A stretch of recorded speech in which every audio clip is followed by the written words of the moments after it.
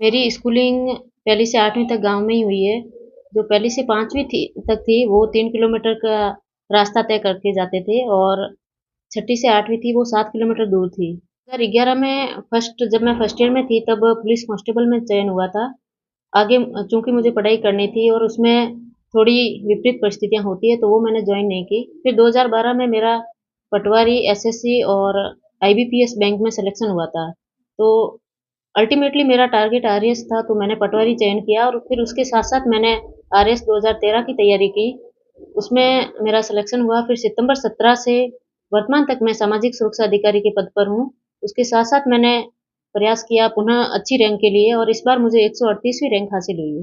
इससे जुड़े हुए क्वेश्चंस हुए थे जैसे बॉर्डर एरिया की क्या-क्या समस्याएँ हैं, रिफाइनरी आने से किस हद तक ये समस्याएँ हैं जो इनका समाधान हो जाएगा या जो ग्रामीण एरिया है उनकी लेडीज़ की मुख्यतः क्या समस्याएँ हैं, उनको आप एज़ ए एसडीएम कैसे सॉल्व कर पाओगे? बिल्कुल, मैंने 11th से ये टारगेट किया था आरएएस, तो उस दिन का इंतज़ार तो सबको रहता ही है और मुझे भी बिल्कुल रहेगा।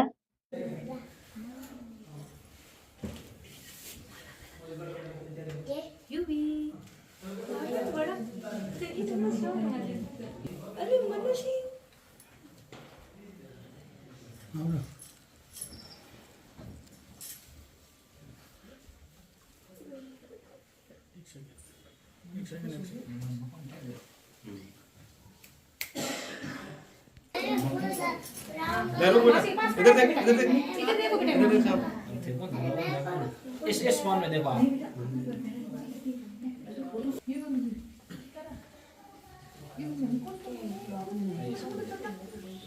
मेरी स्कूलिंग पहली से 8वीं तक गाँव में ही हुई है। जो पहली से 5वीं तक थी वो 3 किलोमीटर का रास्ता तय करके जाते थे और छठी से 8वीं थी वो 7 किलोमीटर दूर थी। उसके बाद फिर कॉलेज कहाँ हुआ आप? उसके बाद में 9वीं से 12वीं तक मैं जवाहर नवोदय विद्यालय पचपदरा में पढ़ी हूँ। उसके बाद first year, second year K N college Jodhpur से हुई है। उसके बाद मेरी जॉब लगने के कारण में फाइनल ईयर मैंने प्राइवेट की है। तो क्या क्या जॉब की जो लग रही थी और वो भी सेकंड ईयर क्लियर करते ही? मेरी 2011 में जब मैं फर्स्ट ईयर में थी तब पुलिस कांस्टेबल में चयन हुआ था।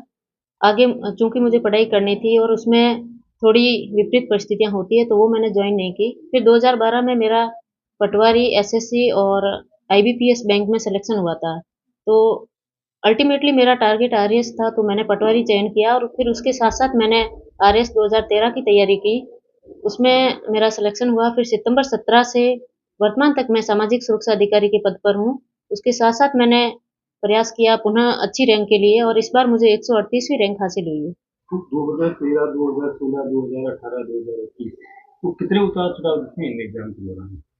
हालाँकि फैमिली और साथ में जॉब के साथ में थोड़ा-सा चैलेंजिंग होता है, लेकिन फैमिली का सपोर्ट था, तो मैं आगे बढ़ती रही और जो-जो कमियाँ पिछले एग्ज़ामों में हुई, उसको इम्प्रूवमेंट करते हुए आगे बढ़ी और इस बार मुझे ये सफलता हासिल हुई है।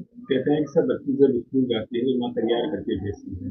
तो आपको जो जिस वक़्त 2021 का इंटरव्यू फाइट करने जाए थे तो सासू माँ ने बड़ा दहेज खिला के भेजा होगा आपको। क्या सासू माँ का क्या रिस्पॉन्स था? जा रहे थे तो सफल हुए?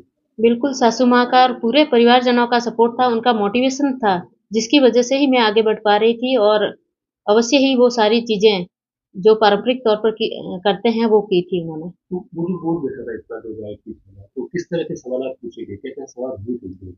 चूँकि आरएस का इंटरव्यू होता है, वो जनरली अपने आस-पास सराउंडिंग्स जो या तो जॉब से हो या अपने आस-पास के लोकल एरिया से हो या कुछ सब्जेक्ट से रिलेटेड ही पूछते हैं। मेरा मोस्टली इंटरव्यू है जो पटवारी पोस्ट के या रेवेन्यू रिलेटेड क्वेश्चन्स थे, उन पे चला था। किस तरह के सवाल थे? बाड़मेर से जुड़े सवाल भी है? जी, बिल्कुल, बाड़मेर से जुड़े हुए क्वेश्चन्स हुए थे, जैसे बॉर्डर एरिया की क्या-क्या समस्याएँ हैं, रिफाइनरी आने से किस हद तक ये समस्याएँ हैं जो इनका समाधान हो जाएगा या जो ग्रामीण एरिया है, उनकी लेडीज़ की मुख्यतः क्या समस्याएँ हैं, उनको आप एज़ ए एसडीएम कैसे सॉल्व कर पाओगे?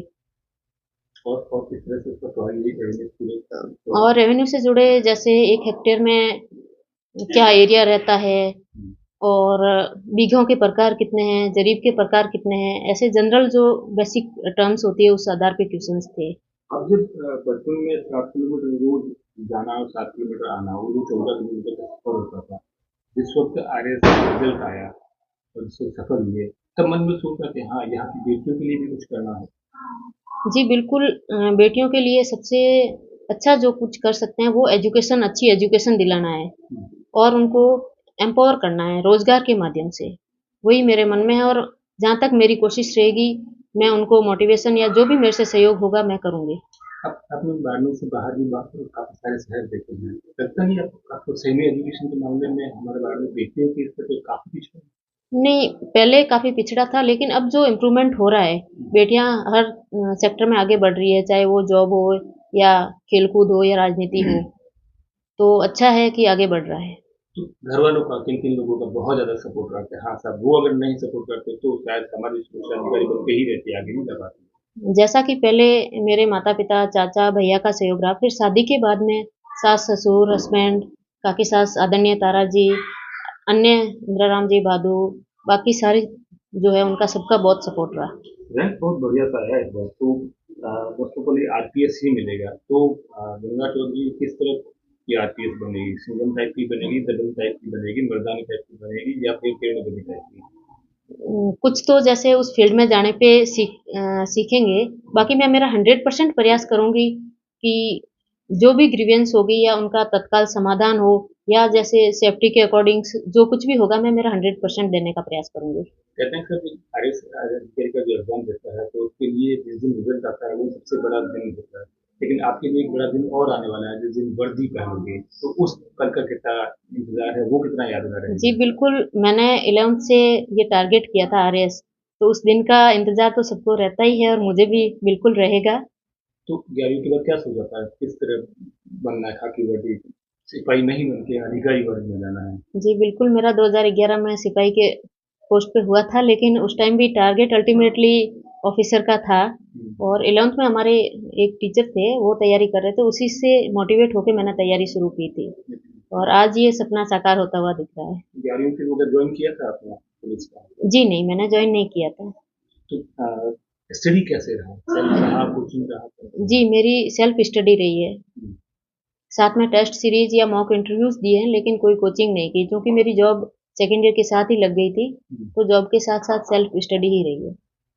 कहते हैं कि सब कुछ ऐसे भी होते हैं जो एक दो अटेम्प्ट देते हैं किसी एग्जाम के, फेल हो जाते हैं, बैठ जाते हैं, उन लोगों के लिए क्या कहना चाहते हैं? जो मेहनत करेगा और साथ में कंटिन्यूटी रखेगा उनको सफलता अवश्य मिलेगी। जैसे कि मेरा भी 16 और 18 में प्रॉपर तैयारी नहीं हुई होगी, कोई कुछ कमियां रही होगी जिससे मेरा मेंस भी क्लियर नहीं हुआ था, लेकिन फिर भी मैंने 2021 में प्रयास किया और 138वीं रैंक हासिल हुई। मोबाइल युवाओं के लिए घातक या लाभदायक? जी, मोबाइल जैसा कि जॉब के साथ तो ज़रूरी भी हो जाता है, लेकिन एग्ज़ाम के टाइम सोशल मीडिया है जो एक मीठा ज़हर है जो अपन सोचते हैं 10 मिनट की यूज़फुल चीज़ देखते हैं लेकिन उसके पीछे 1 घंटा वेस्ट भी होता है। तो सोशल मीडिया से यथासंभव दूरी बनाए रखना ज़रूरी है। आज जो यूथ है जो कंपटीशन एग्जाम्स की तैयारी कर रहे हैं उनके लिए क्या मैसेज देना चाहते हैं? उनके लिए यही है अपना टारगेट डिसाइड करो और उसकी तरफ है जो हार्ड वर्क करते हुए कंटिन्यूटी रखो। मेरा आखिरी सवाल, जिस वक्त जॉब पे चले जाओगे उस वक्त पोस्टिंग नहीं मिलेगी बाड़मेर, लेकिन फिर भी क्या है मन में कि हाँ बाड़मेर के लिए ये करना है? बाड़मेर की जो भी बहनें हैं आगे तैयारी करना चाहेंगी, उनका पूरा सहयोग करना चाहूँगी मैं।